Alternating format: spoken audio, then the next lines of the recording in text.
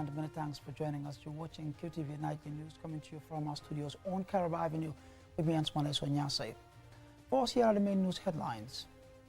The United Nations has launched the High-Level Peace-Building Fund Country Spotlight Initiative in the Gambia, marking the conclusion of a two-day national consultation on Friday. The Ministry of Higher Education, in partnership with the European Union, hosted the Erasmus Plus Information Day to open educational opportunities for tertiary institutions and individuals across all academic sectors. And Amnesty International KM Group held a forum on the Criminal Procedure Bill 2022 under the theme Enhancing Justice Delivery Through Legislation Reform. A devastating fire in Sinchu Baliya in the West Coast has destroyed a house on Thursday morning, leaving the Sokunda family in despair.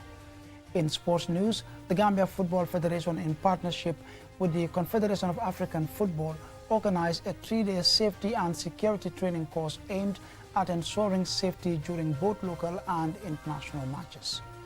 So stay tuned as we bring you more of these and other stories.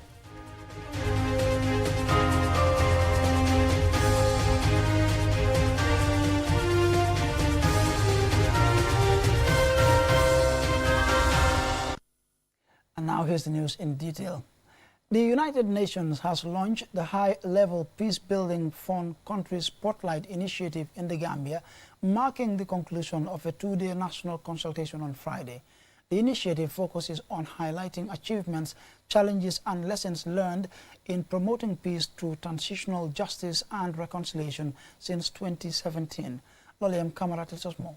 The national consultation highlighted the achievements, efforts and lessons learned by Gambian stakeholders and their partners, including the UN's Prevention and Peacebuilding Support Office.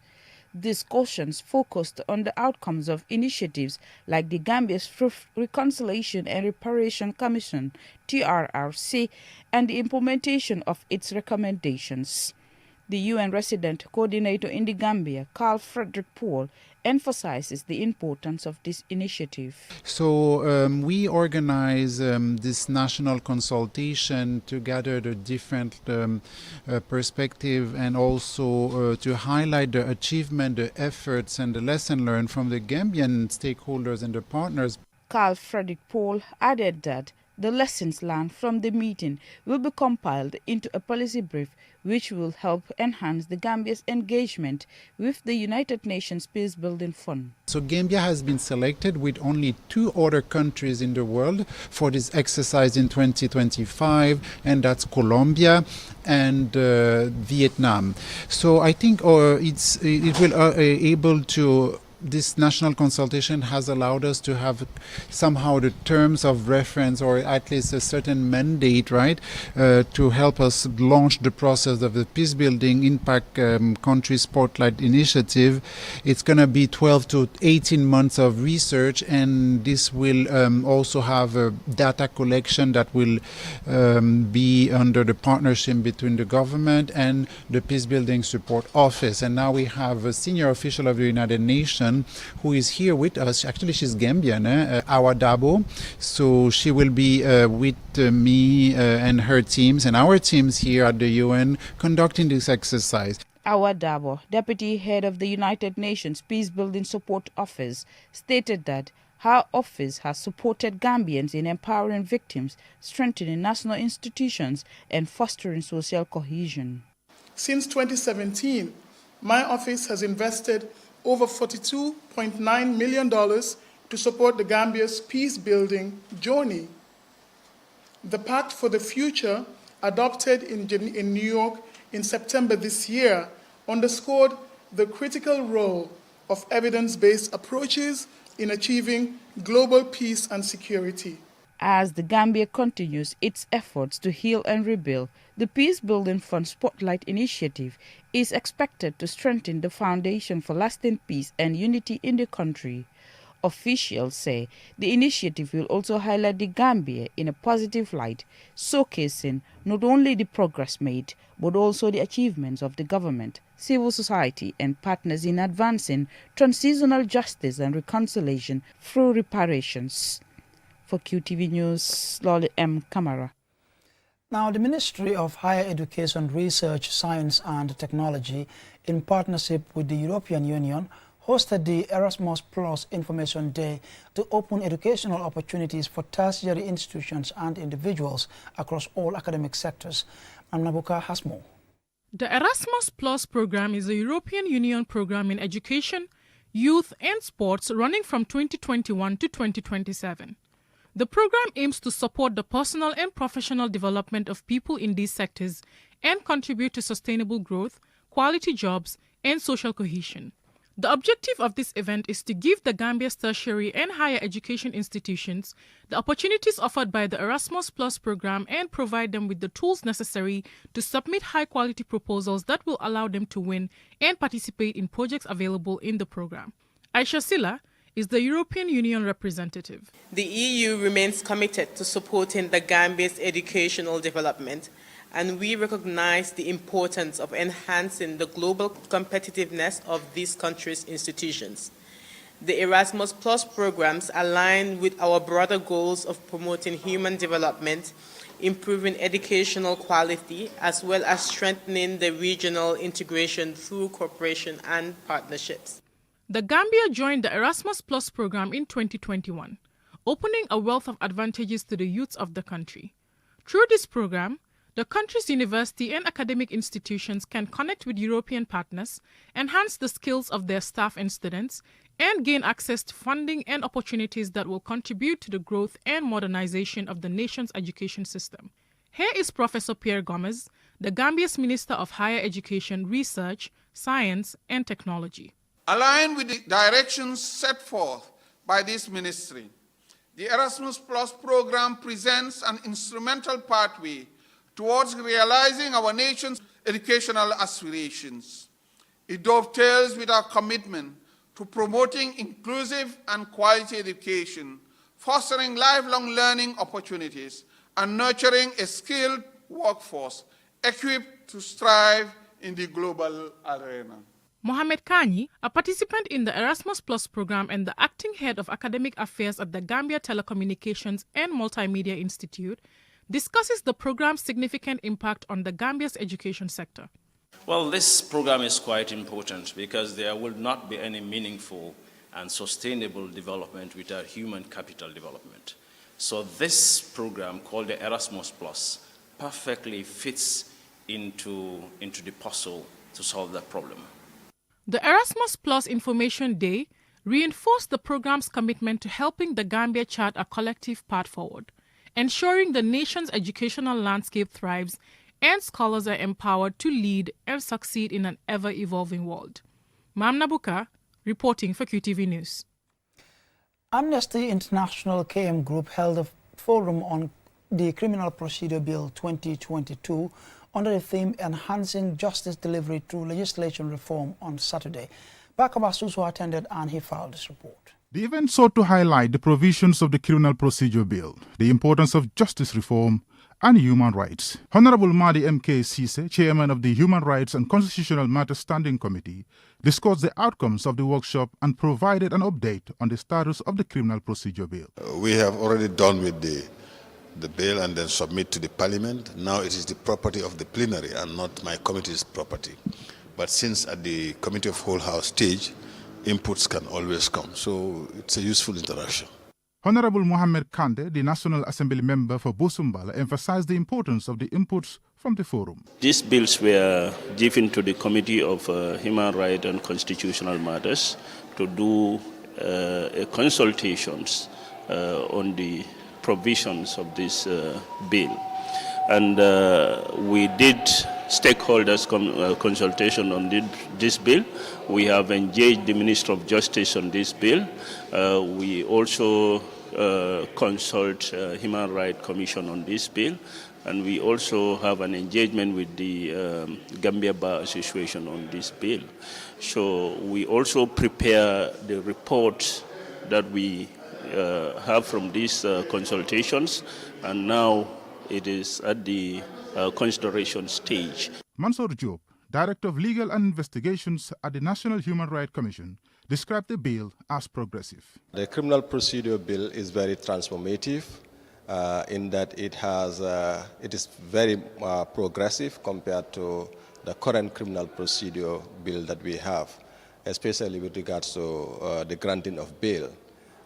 This new bill is proposing for the granting of bail to any person charged with any offense. So courts are now given the discretion, if this bill is eventually passed, to look at the circumstances and consider several factors in deciding whether to grant you bail or otherwise. ASP Alpha Baji, IC Serekunda prosecution, and a participant discussed the benefits of the forum and expressed hope that the inputs will be taken into consideration. The understanding of the criminal procedure bill, going forward, because we are actors as police prosecutors, and most of the parts of the bill would see with regards to arrest, detention, and bail. And these are things that we deal with every day. So having a training with National Assembly members and also people from the Human Rights Commission is something that would definitely go a long way. So I'm hopeful that, we were able to convince them at least, then they have that as an action point, and this would definitely go a long way if they would be able to convince their fellow parliamentarians to have this thing inputted in there. This workshop facilitated fruitful discussions on key provisions of the bill and proposed solutions that align with human rights standards. For QTV News, Parker Basuso. And that report there by Parker Basuso will lead us to the commercial break, but we will be right back.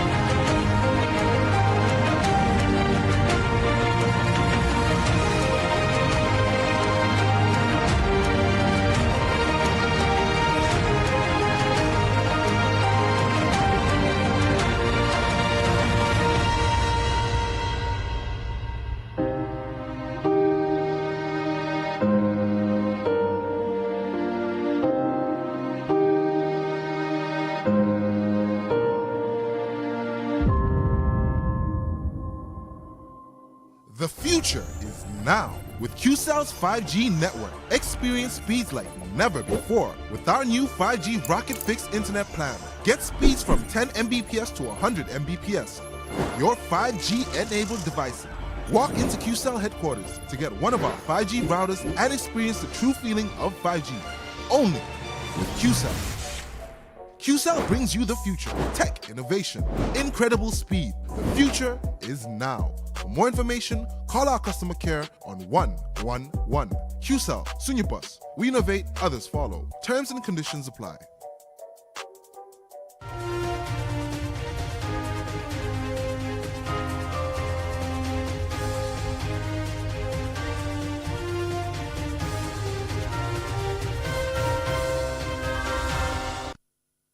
Thanks for staying with us, and if you're just tuning in, be reminded you're watching QTV Nightly News coming to you live from our studios on Caraba Avenue with me, Ansmane Sonyase. Now, a devastating fire in Sinchu Baliya in the West Coast has destroyed a house on Thursday morning, leaving the Sokunda family in despair. Our reporter Mamna Bukar visited the family and seen our reports. Some of the items destroyed by the inferno include food items, personal belongings, cash, and other valuables. This 12-room building in Sinchu Baliya has withstood the test of time for 30 years, but has never before endured such devastating damage. According to residents, the fire broke out at 7 a.m. while the men of the household were at Fajr prayers and 12 family members were peacefully resting indoors. The fire destroyed 7 rooms, along with all cash, valuables, belongings, clothes, and food. Fatoumata Cisse, the homeowner's wife, who was at home when the fire broke out, recounts the events of that morning.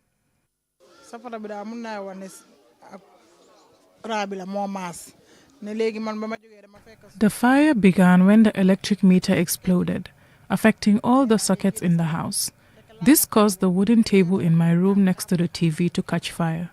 One of my children felt the heat and screamed for help. I quickly rushed out of my room, alerted everyone in the house, and we had no time to save anything of value. We escaped through the back door with the children and raised alarm. According to locals, the fire service arrived promptly after being called. Their quick response, along with immediate help from neighbors, prevented further damage, saving the remaining 5 rooms and some valuables. Dauda Sow, the homeowner's brother, expressed relief that no lives were lost or injuries sustained, and shared his gratitude for the swift assistance.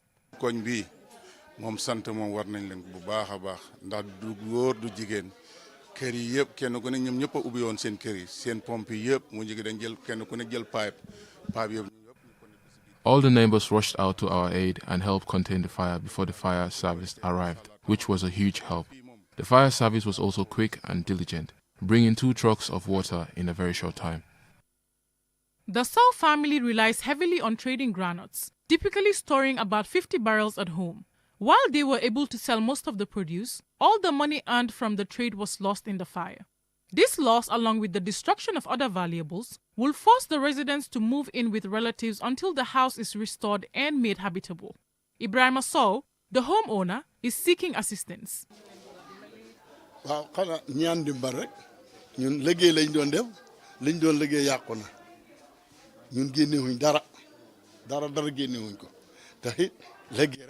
We have worked hard our entire lives. It's all we know. However, by the will of God, we now find ourselves in a position where we need help to recover from this tragedy and get back on our feet. We are humbly requesting assistance from the government, private institutions, and anyone willing to lend a hand to help us rebuild our lives. Most of the fires which occur in the country, especially in the Greater Banjul area, are attributed to electrical faults, and it is suspected that that was the case with this fire. Anyone willing to help these victims can contact QTV on email, news@qtv.gm, or call during office hours on 3333-245. Mamna Bukar, reporting for QTV News. Well, our thoughts are with them during these difficult times. Now, the second edition of the Khoros Film Festival is underway at the Alliance Francaise, and one of the highlights of the festival was the outdoor screening on Kairaba Avenue, where families gathered under the stars to watch films projected onto a massive screen. Julanjai attended on the first day and seen our reports. The second edition of the Khoros Film Festival has drawn filmmakers, actors from across Africa and beyond to the Gambia. Babu Cisse, renowned Gambian British actor, writer and producer, says he is happy with the large turnout. I've been telling people earlier today, this is no longer my vision. The team of talented, almost 40 people have just taken this on themselves. They selected the films. A lot of this design is their ideas. I'm over the moon. I'm very pleased with them. And seeing so many people come watch, and for us to be able to showcase our first Gambian film and hearing people laugh, yeah, that was great. The films took us today to Guadeloupe, to Algeria, to Iran, to France, to Gambia. You know, it's such an experience. So for anybody who, of course, not everybody's into film, but it's more than just film. It's about community, all of us together, laughing, enjoying ourselves. Another standout was the panel. which brought together filmmakers to discuss their journeys and the challenges they face. Martha Elizabeth Manga, director of the film Audition, and Vivian Bintu Adams, writer and producer of the film respectively, highlight what the film is about and what was involved in writing and producing such a film. The Audition was such a beautiful story about this woman wanting to find a different form of fulfillment as well. She has a fulfilling life with her family, but she also has her own needs, and I really loved that aspect of the story, and the fact that the family come in the end and they realize, you know, she also needs something for herself. She needs a life of her own, and I think that was beautiful. I think my greatest worry was actually like people laughing. So I was scared, like, are people actually gonna laugh? But I'm happy that people did laugh and liked it. Because when I was writing it, I was trying to write in a way whereby it doesn't sound funny. It's just real life happening. And then see what happens with the reaction I get. It's actually funny. And I enjoyed writing it. It was so much fun because I love writing. And it just, when I saw the characters come to life, I was like, oh my God, these are real people. I just wrote real people. It was such a beautiful experience. The audience, comprising people of all ages, were eager to see their culture being represented on the big screen, and one could see some elders nodding in appreciation as they watched familiar tales unfold in new and artistic ways. Sirifo Kanute, an actor, says he was amazed by what he saw on screen. I was here last year. Alhamdulillah, this year too I am here because it is really amazing to see something of such beauty happening in the Gambia. This is something that we've been lacking, to showcase our talent in the various domains that we're involved in. Non-Gambian attendees were equally impressed. Here is Lucy Riku. It was my first time. I'm really impressed about the organization. Everything is so well prepared, and we feel a bit like in the Festival de Cannes. Yeah, I'm very impressed, and I really enjoyed my night. The festival brilliantly celebrates storytelling and ignited a fire within its audience. For QTV News, I am Julden Jai. And from the report there by Julden Jai on the Khoros Films Festival, time now for some sports news.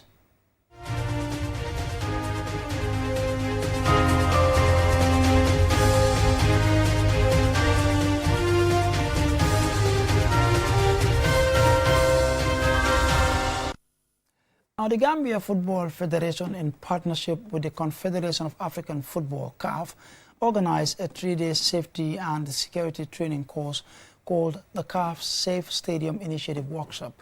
The training aims to ensure safety both during local and international matches. Maud Gajaga attended and he now reports. Over 30 First Division club personnel are currently undergoing security and safety training to stay up to date with security and safety measures at match venues. With the First Division League matches beginning in the Gambia over the weekend at various venues, the Confederation of African Football, CAF, is educating these safety and security officers in accordance with CAF safety requirements. One of the instructors of the training, Nokitihula Vilakati, spoke about ensuring safety at match venues. Our mandate is to promote safe stadium across Africa. So in Africa, we know there is a certain culture in stadiums, but our own mandate is to promote the safe culture so that there is zero death in all African stadiums. That is the main mandate of CAF Safety and Security Department. Football supporters attend games to cheer on their teams and enjoy the game and the environment in the stadium. As such, their safety and security should be prioritized by those in charge of organizing the matches. Across Africa, we frequently witness sad accidents that result in the loss of life at football matches, such as stampedes or hooliganisms, which can also cause injuries. The Gambia Football Federation's National Safety and Security Officer, Colonel Musa M. Jame, emphasized the importance and significance of security at match venues.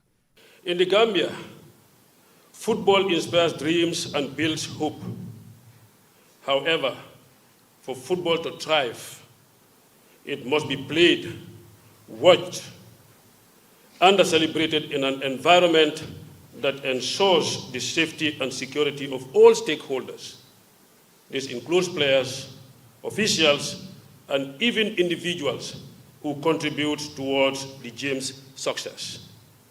Hence, the CAF Safe Stadium initiative serves as a crucial reminder of the growing importance of prioritizing safety and security in Africa.